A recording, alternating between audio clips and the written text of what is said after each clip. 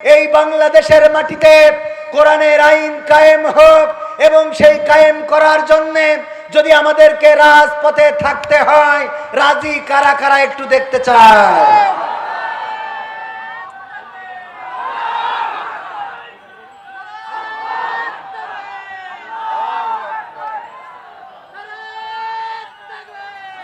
সম্মানিত ভাইয়েরা, যদি ঐক্যবদ্ধ থাকেন, চরমনাই, জামাত, হেফাজত, যত ওলামায়ে কেরাম আছে, পাশাপাশি যারা প্রকৃত অর্থে আল্লাহকে ভালোবাসেন, রাসূলকে ভালোবাসেন, তারা যদি ঐক্যবদ্ধ হন, তাহলে বাংলাদেশে 5ই আগস্টে যেমন এক ধাক্কায় আমরা অনেককে বর্ডার পার করে দিয়েছি, আর একটা ধাক্কায় এই জমিনে কোরআনের রাজ কায়েম হয়ে যাবে ইনশাআল্লাহ। এই ধাক্কা দিতে রাজি আছেন? যদি রাজি থাকেন, ঐক্যবদ্ধ থাকতে হবে, বাতিলের রক্ত চক্ষুকে উপেক্ষা করতে হবে। আর বাতিলকে স্পষ্ট করে বলে দিতে চাই, আমরা কোন দলের হয়ে কাজ করি না। আমাদেরকে জামাতের বলবেন হবে না, আমাদেরকে হেফাজতের বলবেন হবে না, আমাদেরকে আটরশি, ফুরফুরা, অন্যান্য যত দল আছে তাদের দলের ট্যাগ লাগাবেন হবে না। আমরা দল করি আল্লাহ ও তার রাসূলের দল, বলেন ঠিক কিনা? কারণ এই জমিনে যদি কোন ইসলামী দল আল্লাহর আইনের বিপক্ষে যায়, আমরা সেই ইসলামী দলকে বঙ্গোপসাগরে ফেলে দেব, ঠিক না ঠিক? আর যদি কোনো অনইসলামিকও ইসলামের পক্ষে আসে, বুকটা উদার রেখেছি, জড়িয়ে বুকে তুলে নেব। এটাই তো অনেকেই আমাদের ভুল বোঝে, মনে করে মনে হয় কোনো দলের হয়ে আসছি, কোনো দলের হয়ে কথা বলবো। আমরা তো আল্লাহর দলের। কার দলের? অ্যাডভোকেট গাজী এনামুল হক আল্লাহর কথা এবং আল্লাহর আইন নিয়ে যদি চলের সাথে আসি, যদি আল্লাহর আইন নিয়ে না চলে, তাইলে তার পিছনে সাখাতি যাওয়ারও টাইম আমাদের নাই, ঠিক না ঠিক? এই জায়গায় বিএনপির কোন নেতা, অন্য দলের কোন নেতা যদি বলেন কোরআনের আইন দিয়ে চালাবো, সেই দলের পিছনে মেহনত করবো, বলেন ঠিক কিনা? অনেকেই বোঝে না, মনে করে হুজুর না, পাগল। আমরা আল্লাহর দলের লোক। কার দলের লোক? ডাক্তার শফিকুর রহমান যদি কয় যে কোরআনের আইন দিয়ে দেশ চালাবো না, তাইলে আমরাও শফিকুর রহমানকে বলবো তোমার সাথেও আমরা চলবো, ঠিক না ঠিক? তোমার সাথে চলা হবে না। হ্যাঁ, মাশাআল্লাহ। আমাদের প্রিয় জাহাঙ্গীর স্যার আপনার এলাকার সন্তান, আপনার অঞ্চলের কৃতি সন্তান। অসংখ্য ওলামায়ে কেরামের সাথে ওনার সম্পর্ক রয়েছে, কিন্তু এই সম্পর্ক থাকলে অনেকেই ভুল ধারণা পোষণ করে যে উনি মনে হয় এই করি, উনার তো আল্লাহ কামা ইনকাম কম দিন, কথা কয় না, এরকম মনে করে না? করে না? আমাকে, আব্দুল আলামিন ভাইকে, আমির হামজা ভাই সহ ওলামায়ে কেরামকে মহব্বত করেন, ভালোবাসেন। বাতিলের যখন শাসন ছিল সেই সময় উনি আমাদের পাশে ছিলেন। মাদ্রাসা করবেন, একটা করছেন। এই মাদ্রাসা ইন্টারন্যাশনাল মানের মাদ্রাসা হবে। আপনারা এটা কি চান? ভালো কাজ যেই করুক তার সাথে থাকার দরকার আছে না নেই? ভালো কাজ যে করবে তার পক্ষে থাকতে হবে। আজকে আলোচনার টপিকে ওইটা ছিল। আল্লাহ বলেছেন ঈমান আনতে হবে আর আমলে সলেহ করতে হবে। ঈমানের পরেই কোন কাজ? আমলে সলেহ কাজ। ঈমানের পরে যে কাজটা সেটা তো আছেই, মানে এই আয়াতে কারিমা অনুযায়ী ঈমানের পরে আল্লাহ কি বলেছেন? আমলে সলেহ। কি বলেছেন? কথা কয় না। আমলে সলেহ, ভালো কাজ, সৎ কাজ, নেক কাজ, এই করার তাগিদ করেছেন কে? আল্লাহ রাব্বুল আলামিন। আর আমি যে আলোচনায় ছিলাম যে ঈমান আনার পরে পরবর্তী দায়িত্ব আমাদের উপরে কি চলে আসে, বলেছিলেন তো কয়েকজন, কি আসে? নামাজ। যদি কেউ কালেমা পড়ে এমন সময়ে, যেই সময় সূর্য অস্তমিত হয়ে যাচ্ছে, নামাজের হারাম ওয়াক্ত শুরু হয়ে যাবে, কিন্তু আল্লাহু আকবার বলার মতো সময় রয়েছে, তাইলে তার উপরে ওই আসর নামাজটা ওয়াজিব হয়ে যাবে। যদি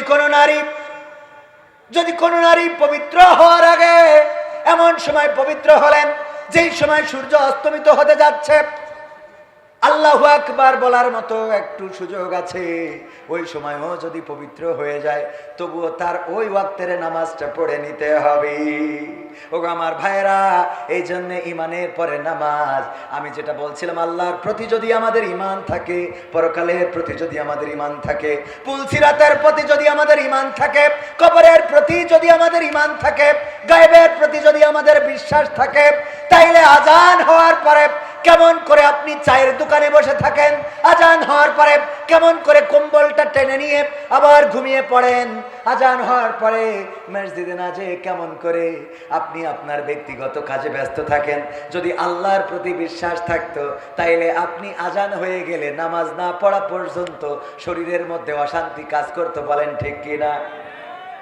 তাইলে কি আমাদের ইমানটা ঠিক আছে? তার মানে আল্লাহ বলেছে তাদের কথা যারা বলে আমরা বিশ্বাস করেছি, আমরা ঈমান এনেছি, আল্লাহর প্রতি এবং পরকালের প্রতি বিশ্বাস যদি করে থাকতো তাইলে নামাজ পড়তো, রোজা রাখতো। রোজার মাস আসলে গ্যাস্ট্রিক শুরু হয় এমন আল্লাহর বান্দা আছে না নাই? ওরে বাবা, ওর রোগ যত আছে 11 মাস হয় না, রোজার মাসে শুরু হয়। আবার এখন কিছু মুসাল্লিয়ানে কেরাম আছে, ও দুনিয়ার সব কাজ করে বেড়ায়, আইল কেটে তুলোধুনা করিয়ে দিচ্ছে, আর মসজিদে আসলে চেয়ারে না বসলে নামাজ পড়তে পারে না। এরম আল্লাহর বান্দা আছে না নাই? ও সব করে বেড়াচ্ছে, এমন কি দেখলাম বাচ্চাও হয়, কথা কয় না, সব হয়। বাচ্চা হয় মানে তো খারাপ কথা না, তো আবার কি? ও আমার ভাইরা, এরপরে মসজিদে এসে চেয়ার নিয়ে বসে, চেয়ার ছাড়া নামাজ হয় না রে, ওর মতো ফাকেল আর কেউ হইতে পারে না। ঠিক না বেঠে? আল্লাহর কাজ করতে গেলে যত মাজায় ব্যথা, আল্লাহর কাজ করতে গেলে সিজদা। আরে বাবা, সিজদাটা যদি আল্লাহর জন্য হয়, কপালটা যখন আল্লাহর কাছে লাগাবেন, যতবার কাবাতে গেলাম কেন জানি কাবার কাছে যখন গেটটা দিয়ে ঢুকি, ওই গেট দিয়ে যখন ঢুকার পরে কাবার ওই গিলাপটা চোখে পড়ে, চোখ থেকে অশ্রু বিগলিত হয়। যতবার কাবায় যে হাত তুলেছি চোখের পানিটা ধরে রাখতে পারি নাই। যে রিয়াজুল জান্নাত মসজিদে নববীতে, সেখানে ঢুকে সিজদায় পড়ে থাকলে মনে হয় এই সিজদাটা আমৃত্যুকাল, মৃত্যু না হওয়া পর্যন্ত সিজদা থেকে উঠবো না। পুলিশ জোর করে উঠিয়ে দেয়। যারা হজে গিয়েছেন তারা জানেন, হজে গিয়েছেন, ওমরা আছেন না, পুলিশ জোর করে উঠিয়ে দেয়, ও আল্লাহর বান্দা ওঠো, তাড়াতাড়ি করে বের হও, আরো অন্য গ্রুপ ঢুকবে। সিজদায় গেলে মাথাটা নত করলে রিয়াজুল জান্নাতে কি শান্তি, এত শান্তি। আল্লাহর জন্য সিজদাটা যদি দিতে পারেন, আমরা একেবারে কাঠঠোকরার মতো ঠোকর মেরে নামাজ পড়ি, এটা করা যাবে না। নামাজ পড়বেন একেবারে খুশু খুজুর সাথে, রুকুটা করবেন সুন্দর করে, সিজদাটা করবেন সুন্দর করে। আপনি মাথায় রাখবেন, আপনি আল্লাহকে দেখেন না, কিন্তু দেখেন আল্লাহ আপনাকে দেখে না, দেখে না, আল্লাহ আপনাকে দেখে। সুতরাং আল্লাহ আপনাকে দেখছেন, এটা মাথায় রেখে রুকু করবেন, সিজদা করবেন, তাসবিহ গুলো সুন্দর করে পাঠ করবেন, সিজদায় যাবে আর আল্লাহর কাছে বলবেন, মনের চাওয়াগুলো আল্লাহর কাছে বলবেন। দুটি হাত তুলে যারা মুনাজাত করে, আমি বলি 2 হাত তুলে মুনাজাতের চেয়ে যদি সিজদায় যে মুনাজাত করেন, এটা আল্লাহর কাছে আরো অধিক কবুল করার জন্য আল্লাহর কাছে এটা গ্রহণযোগ্য হয়ে যায়। বলেন সুবহানাল্লাহ। তাহাজ্জুদের নামাজে সিজদায় পড়ে সুবহান রাব্বিয়াল আলা এটা বলেন, এরপরে আপনার চাওয়াগুলো বলেন। ওগো রব, তুমি পবিত্র, তুমি আমার কষ্ট দূর করে দাও, তুমি আমার অভাবটা দূর করে দাও, তুমি আমার চাকরির ব্যবস্থা করে দাও, তুমি আমার লেখাপড়ায় কামিয়াবি দান করে দাও, তুমি আমার ঘরে নেক পাত্রী দিয়ে দাও। আর যেই বোনেদের ভালো বিয়া হচ্ছে না, বয়স চলে যাচ্ছে, আল্লাহর কাছে বলেন, আল্লাহ তুমি আমাকে সুন্দর একটা পাত্র দিয়ে দাও। তাহাজ্জুদের নামাজে আল্লাহর কাছে মাথা নত করে চোখের অশ্রু ফেলে গভীর রাত যদি কাঁদতে পারেন, আল্লাহর নবী বলেছেন, আল্লাহ রাব্বুল আলামিন আরশ আজিম থেকে ফেরেশতাদেরকে ডেকে বলেন, ওগো ফেরেশতারা, আমার ওই বান্দাগুলো সবাই যখন ঘুমানো, তখন এই বান্দাগুলো কেন এই রাতের অন্ধকারে এইভাবে সিজদায় পড়ে কান্নাকাটি করে, চোখের পানি কেন ফেলে? ফেরেশতারা বলে, ওগো আল্লাহ, তুমি তো আমাদের থেকে ভালো জানো, তুমি তো বান্দার মনের খবর রাখো। আল্লাহ বলে, তোদের কাছ থেকে শুনতে চায়। ফেরেশতারা বলে, আল্লাহ, ওই মানুষগুলো গুনাহ করেছে, ওই মানুষগুলো জেনা করেছে, ওই মানুষগুলো অন্যায় করেছে, ওই মানুষগুলো বাতিলের গোলামি করেছে, ওই মানুষগুলো অভাবে রয়েছে, ঋণগ্রস্ত রয়েছে, ওই মানুষগুলো রোগগ্রস্ত রয়েছে, কষ্টে রয়েছে, সংসারে অশান্তিতে রয়েছে। এই জন্যে এই গভীর রাতে সবাই যখন ঘুমানো তখন জেগে উঠে তোমাকে ডাকছে, যেন তুমি ডাকের সাড়া দাও। তুমি তো উত্তম ডাকের সাড়া দানকারী। আল্লাহ রাব্বুল আলামিন ফেরেশতাদেরকে বলেন, ওগো আমার ফেরেশতারা, তোমরা সাক্ষী থেকে যাও, এই গভীর রাতে যারা উঠলো, উঠে যারা আমাকে ডাকলো, আমার কাছে চাইলো, আমি ওদের সকল চাওয়াগুলো আমি আল্লাহ পাওয়া করে দিলাম। বলেন সুবহানাল্লাহ। এটা কি আমার কথা? এটা বিশ্ব নবী সাল্লাল্লাহু আলাইহি সাল্লাম বলেছেন। সুতরাং রাত জাগবেন, তাহাজ্জুদের নামাজ আদায় করবেন, আল্লাহর কাছে কাঁদাকাটি করবেন, গুনাহের জন্য কাঁদবেন, কষ্টের জন্য কাঁদবেন, অভাবের জন্য কাঁদবেন। আল্লাহ রাব্বুল আলামিন আপনার কষ্ট অভাব দূর করে দিবেন। আপনি সুখ চাইবেন, আল্লাহ সুখ দেবে। আল্লাহ আত্মিক প্রশান্তি দান করে দিবে। আল্লাহ রাব্বুল আলামিনের কাছে মাথা নত করে দিবেন। তার মানে ইমানের পরের কাজ হলো নামাজ আদায় করা। এরপরে আপনি সাওয়াম পালন করবেন, যাকাত দিবেন, হজ করবেন, এবিলিটি থাকলে। এটা ইসলামের স্তম্ভ গেল। আর সূরা আসর অনুযায়ী আপনি কি করবেন? আল্লাহ বলছেন ঈমান আনবেন, এরপরে সৎকর্ম করবেন। সৎকর্মের মধ্যে ছোট একটা টিপস আপনাদেরকে দিয়ে যাই। সৎকর্ম যারা করতে চান, মসজিদে তো যান, মসজিদে যাওয়ার পরে মসজিদের মুসাল্লিদের জুতোগুলো থাকে এলোমেলো, এই জুতোগুলো একটু ঘুরিয়ে সোজা করে দেওয়া যাবে না? যাবে না? যাবে। এটা সৎকর্ম। এই কাজগুলো করেন, ছোট্ট কাজ, কিন্তু এই কাজের সওয়াব বেশি না কম? ছোট কাজ। আমার স্যার বলেন, সেই দিন তুমি মনে করবা তুমি অহংকারী নও, যেই দিন তুমি ফকিরকে সালাম দিতে পারবা। কি করবা? ফকিরকে আমরা সালাম দিই, বরং ফকির সালাম দিলে আর আমারও তো এমনি মিজাজ খারাপ হয় ফকির দেখলে। কারণ এখন বেশিরভাগ ফকির ফকিরই না, বেশিরভাগ ফকির ফকিরই না। ফকিরকে সালাম দিবেন, অহংকার কমে যাবে। মসজিদের জুতা জোড়াটা সোজা করবেন, মানুষের সাথে ভালো আচরণ করবেন। বাজারে যাওয়ার পরে আমরা ভালো তরকারিগুলো কিনি, কিন্তু দেখবেন অনেক সময় অসহায় গরিব মানুষ, বাড়িতে একটা পেঁপে গাছ ছিল, বুড়ো মানুষ, বুড়ি বলেছে আমার তো ওষুধটা নাই, দেখো ওই পেঁপে দুইটা পেড়ে নিয়ে যে বিক্রি করতে পারো কিনা, যদি বিক্রি করতে পারো তাইলে আমার ওষুধটা কিনে আইনো। এই বুড়ির কথা চিন্তা করে বুড়ো মানুষটা গাছে থাকা কয়টা 3টা 4টা পেঁপে নিয়ে যে বসে আছে। আরে বুড়ো মানুষটা মলিন মুখে দাঁড়িয়ে থাকে, বসে থাকে, ওই পেঁপেটাকেও কিনতে চায় না। যেই দোকানে তরকারি বেশি সেই দোকানে কাস্টমার বেশি। আর এই অসহায় মানবিক এই কাজগুলো, অসহায় মানুষটার এই মানবিক কাজগুলো করতে চায় না। আমলে সলেহ হলো আপনি বাজারে যাবেন, দেখবেন সবচেয়ে কে খারাপ অবস্থায় আছে, কার দোকানে কাস্টমার কম, কার কাছে মালামাল কম, কে ছোট দোকান, তার দোকানে যান, কেনাকাটা করেন, যেন এই মানুষটা স্বাবলম্বী হতে পারে। আপনি ওই পেঁপেটা যদি কিনে আনেন, হয়তো ওই পেঁপেটার মধ্যে বাড়ি বুড়িটার ওষুধ কেনার পয়সা রয়েছে, এই কাজটার জন্য পেঁপেটাও কিনা হইল, আর সোয়াব দিয়ে দিবেন কে? আমলে সলে, বুঝেছেন তো? ছোট কাজ, কিন্তু এই কাজগুলো অনেক বড়, অনেক বড় সোয়াব আল্লাহ রাব্বুল আলামিন আপনাকে দিয়ে দিবেন। সম্মানিত ভাইয়েরা, কথা বেশি বাড়াবো না। বাবা তোমার দরবারে সব পাগলের খেলা। তারপরে আরো গান শুনতে চেয়েছি। ওই সময় বিপদে যখন ছিলাম তখন একটা গান লিখেছিলাম, কিন্তু সেই গানটা ওই সময় গাতি দিত না, একবার গাইছিলাম, গাওয়ার পরে জুতো থুয়ে পালাতি হয়েছিল। বলেন সুবহানাল্লাহ। হ্যাঁ, গণতন্ত্র চিনি না আমি, জানি না গণতন্ত্র, গণতন্ত্র দেখিনি আমি, শুনেছি গণতন্ত্র। এটা ছিল না? কথা কয় না? গণতন্ত্র চিনি না আমি, জানি না গণতন্ত্র, গণতন্ত্র দেখিনি আমি, শুনেছি গণতন্ত্র, গণতন্ত্র চিনি না আমি, জানি না গণতন্ত্র, গণতন্ত্র দেখিনি আমি। হ্যাঁ, ও তো মাথায় আছে, টেনশন করার দরকার নেই। শুনেছি গণতন্ত্র, শুনেছিলাম আমি বাংলাদেশে গণতান্ত্রিক রাজা, যখন যারে মনে চেয়েছিল ধরে দিয়েছিল সাজা। ঠিক না বেঠে? শুনেছিলাম আমি বাংলাদেশে গণতান্ত্রিক রাজা, যখন যারে মনে চেয়েছিল ধরে দিয়েছিল সাজা। কাউকে দিয়েছিল ফাঁসির দণ্ড, রেখেছিল আয়না ঘরে, কাউকে আবার লাশ বানিয়ে ভাসিয়েছিল সাগরে। কাউকে দিয়েছে ফাঁসির দণ্ড, রেখেছে আয়না ঘরে, কাউকে আবার লাশ বানিয়ে ভাসিয়েছে সাগরে। করেছে সব কিসের জোরে, ছিল কি দাদার মন্ত্র? কেমন গণতন্ত্র ছিল, কেমন গণতন্ত্র, গণতন্ত্রের আড়ালে ছিল মোদির ষড়যন্ত্র। কেমন গণতন্ত্র ছিল, কেমন গণতন্ত্র, গণতন্ত্রের আড়ালে ছিল দাদার ষড়যন্ত্র। শুনেছি আগে নির্বাচনে লাগতো টাকার নোট, দেখেছি আমরা ভোট করিতে লাগেনি কোনো ভোট। লেগেছে বলেন? ভোট তো লাগেনি। এমন অবস্থা ছিল, এক মুরব্বী ফজরের নামাজ পড়ে ভোটের মাঠে গিয়েছে। যাওয়ার পরে বলল, বাবা আমার নাম্বারটা কত দেখো। দেখে আমার ভোট দেওয়ার স্লিপটা দাও। নাম্বার দেখে বলতেছে, চাচা এত কষ্ট করে কেন আসলেন? কয় কেন আসবো না, ভোট দেওয়ার জন্য তো আইছি। কয় আপনি মুরব্বী মানুষ, এত কষ্ট করে আসলেন, আমরা তো আপনার কাজটা সেরে দিছি। কয় তা কি করে হবে, এই সকালবেলা তো আমরা রওনা দিছি। কইলো আপনি রওনা দিছেন কটার সময়? কয় ফজর পড়ে।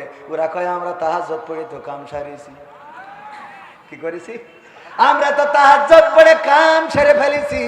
ওগো চাচা আপনার কষ্ট করে আসা লাগবে না, আপনার কষ্ট আমাদের সহ্য হয় না, এই জন্য আগেই আমরা তাহাজ্জুদ পড়ে ওই রাত্রি উঠে কাম সারিছি, আপনি যাইতে পারেন। চলে যাচ্ছে, আবার ডাক দিয়ে বলে, চাচা গো আর একটা কথা শোনেন, চাষির জন্য আবার কষ্ট করে পাঠায়েন না। কয় কেন? কয় চাষি তো, চাষির ভোট, বুড়ো বলতেছে চাষি তো মানে তোমার চাষিও কি ভোট দিয়েছে? বলছে হ্যাঁ চাষির ভোটটাও দিয়া শেষ। বলছে আরে কারে বিয়ে করিলাম রে আমার সোনার ময়না পাখি, কোন বাদোষে ভোট দিয়ে গেলি আমার দিলি ফাঁকি রে আমার কলজের ময়না পাখি। বুড়ো চাচা বলছে, ওরে আল্লাহ তোমার চাষির মতো নেমো খারাম পাওয়া যায় না। এত বড় নেমো খারাম কেমনে হইল, যার জন্য আমি এখনো পথ চেয়ে থাকি, সে এমন একটা কাজ কেমনে করে গেল। ওই ভোটের যারা দায়িত্বে বলতেছে, চাচা কেন চাষি কি এমন অন্যায় করেছে? বলছে তোমার চাষি মারা গেছে আজ 11 বছর হয়ে গেল, 11 বছর পরে এসে ভোটটা দিয়ে গেল, কিন্তু আমার সাথে দেখা করে গেল না। এর মতো নেমো খারামের সাথে কেমনে আমি জান্নাতে যাব রে? কথা কি বোঝা গেছে? শুনেছি আগে নির্বাচনে লাগতো টাকার নোট, দেখেছি আমরা ভোট করিতে লাগেনি কোনো ভোট। ভোটের আগেই পাশ হয়েছে মন্ত্রী মিনিস্টার, লাগেনি মিছিল, লাগেনি মিটিং, লাগেনি তো পোস্টার। নির্বাচন কমিশন ছিল ইন্ডিয়ান কোন যন্ত্র। কেমন গণতন্ত্র ছিল, কেমন গণতন্ত্র, গণতন্ত্রের আড়ালে ছিল মোদির ষড়যন্ত্র। কেমন গণতন্ত্র ছিল, কেমন গণতন্ত্র, গণতন্ত্রের আড়ালে ছিল দাদার ষড়যন্ত্র। বিরোধী দল যারা সংসদে ছিল তারা ছিল পোষা ময়না, দেশ জ্বলে পুড়ে হয়েছিল ছাই, তবুও তো কিছু কয় না। বিরোধী দল যারা সংসদে ছিল তারা ছিল পোষা ময়না, দেশ জ্বলে পুড়ে হয়েছিল ছাই, তবুও তো কিছু কয় না। শাসনে ছিল না সততা নিষ্ঠা, বিচারের ছিল না মান, সংসদে বুঝি তাই শোনা যেত মমতাজের গান। এখন কি শোনা যায়? শাসনে ছিল না সততা নিষ্ঠা, বিচারের ছিল না মান, সংসদে বুঝি তাই শোনা যেত মমতাজের গান। বিরোধী দল নাই, ওটা তো ছিল ডিজিটাল ষড়যন্ত্র। কেমন গণতন্ত্র ছিল, কেমন গণতন্ত্র, গণতন্ত্রের আড়ালে ছিল দাদার ষড়যন্ত্র। কেমন গণতন্ত্র ছিল, কেমন গণতন্ত্র, গণতন্ত্রের আড়ালে ছিল মোদির ষড়যন্ত্র। নায়েবে রাসূল কোরআনের পাখি বলতো মানুষ যারে, সেই মানুষের 13টি বছর রেখেছিল কারাগারে। নায়েবে রাসূল কোরআনের খাদেম বলতো মানুষ যারে, সেই মানুষের 13টি বছর রেখেছিল কারাগারে। দিনের কথা বলতে গেলেই করতো গ্রেফতার, ইসলামী বই কোরআন হাদিস করতো যে উদ্ধার। কোরআনের কথা বলতে গেলেই করতো গ্রেফতার, ইসলামী বই কোরআন হাদিস করতো যে উদ্ধার। ওসবে নাকি থাকতো লেখা নাশকতার মন্ত্র। কেমন গণতন্ত্র ছিল, কেমন গণতন্ত্র, গণতন্ত্রের আড়ালে ছিল দাদার ষড়। ছিল না? ছিল না? এই জন্য দাদা নিয়ে গেছে না যায় নাই? আর আমাদের দেশটাও বেকায়দায় চলে গেছে। এমপিরা সব কোথায় গেল, মন্ত্রীরা সব কোথায় গেল, কোথায় কাদের কাকা? তাদের ছাড়া দেশটা এখন লাগে ফাঁকা ফাঁকা। পালাবো না, পালাবে না, পালাবে না, যাই না তবু দেখা, পালাবে না পালাবে না, যাই না তবু দেখা। তাদের ছাড়া দেশটা এখন লাগে ফাঁকা ফাঁকা, ওদের ছাড়া দেশটা এখন লাগে ফাঁকা ফাঁকা। আইন মন্ত্রী আটকে গেছে আইনেরই ফাঁকে, দাড়ি ছাড়া দরবেশেরও ভণ্ড ভণ্ড লাগে। আইন মন্ত্রী আটকে গেছে আইনেরই ফাঁকে, দাড়ি ছাড়া দরবেশের ভণ্ড ভণ্ড লাগে। শুনছি কত নেতা নেত্রী খাইতেছে ভাই ডান্ডা, বিচারপতি কালামানিকের ফাটিয়েছে আন্ডা। পলকেরও ঝলক গেল, পলকেরও ঝলক গেল থামিয়ে নেটের চাকা। তাদের ছাড়া দেশটা এখন লাগে ফাঁকা ফাঁকা, ওদের ছাড়া দেশটা এখন লাগে ফাঁকা ফাঁকা। কই গেল সেই সংসদেতে মমতাজের গান, কোথায় গেল হযরত বলা স্বামী মুসলমান।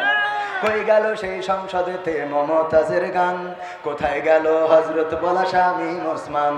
ইনু মেনন দীপু মনি আছে কারাগারে, বাপ করিলেও পাপ কখনো ছাড়ে কি আর তারে।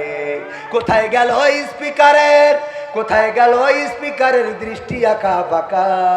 তাদের ছাড়া দেশটা এখন লাগে ফাঁকা ফাঁকা, ওদের ছাড়া দেশটা এখন লাগে ফাঁকা ফাঁকা। কোথায় গেল ব্যারিস্টার, কোথায় গেল আরাফাত আর ব্যারিস্টার সুমন, কথা বলার সময় তারা করেনি ওজন। মুরগি কবির খাইছে ধরা, জাফর কোথায় আছে, গোপনে কি সেও গেছে মোদি দাদুর কাছে। কোথায় গেল সালমের, কোথায় গেল সালমের কাড়ি কাড়ি টাকা। তাদের ছাড়া দেশটা এখন লাগে ফাঁকা, লাগে না লাগে না? ওগো আমার ভাইয়েরা, সময় বড় অল্প, আমার তো 2 ঘন্টা এমনি পাষাণ ভাঙতি ভাঙতি চলে যায়। যেহেতু লিখালিখি করতেছে, লেখেন যত মন চায়। ভাইরা আমার, আমার জাহাঙ্গীর স্যার যত মন চাই লিখুক, কারণ লেখাপড়া করে স্যার হয়েছে, লিখবে না কেন? ঠিক না ঠিক? আপনি লিখতে থাকেন, সারা রাত লেখেন, কোনো অসুবিধা নেই। আমাদের কাজ আমরা করি, রাজি আছেন না নাই? আমার সাথে আপনারা একসাথে আছেন না নাই? কারা কারা আমার সাথে ঐক্যবদ্ধ দেখি? ঐক্যবদ্ধ? লিল্লাহি তাকবীর, আল কোরআনের আলো, আল হাদিসের আলো, আমার নেতা তোমার নেতা, নারায়ে তাকবীর। আমার সাথে কেন থাকবেন? কারণ আমি যতক্ষণ পর্যন্ত আল্লাহ তার রাসূলের কথা বলবো ততক্ষণ পর্যন্ত থাকার দরকার আছে না নাই? কিন্তু যখন এর বাইরে বলবো তখন কি থাকা যাবে? থাকা যাবে? এখন যদি আমি আপনাদের বলি, ভাইয়েরা আমার, আমি একটা মনিরামপুরি একটা সিনেমা হল বানাবো, একটু টাকার দরকার, বলেন দেবেন নাকি কেউ? দেবেন কেউ? কিন্তু যদি বলি এই মাহফিলি টাকা লাগবে, দিতে রাজি আছেন না নাই? জোরে বলেন, রাজি আছেন না নাই? কারণ আমি খারাপ জিনিসের জন্য যদি চাই, দিয়া যাবে? বলেন দিয়া যাবে? দিয়া তো যাবে না, যাবে না। কিন্তু ভালো জিনিসের জন্য যদি চাই, দিয়ার দরকার আছে না নাই? এই কথার সাথে একমত কারা কারা? হাত উঁচু করেন। আপনারা একমত? একমত? জোরে টান টেনে করেছেন? যুবক রেডি, একদম প্র্যাকটিক্যালে পরীক্ষা হয়ে যাবে আজকে। ও আমিও তো হাত উঁচু করে ফেলি।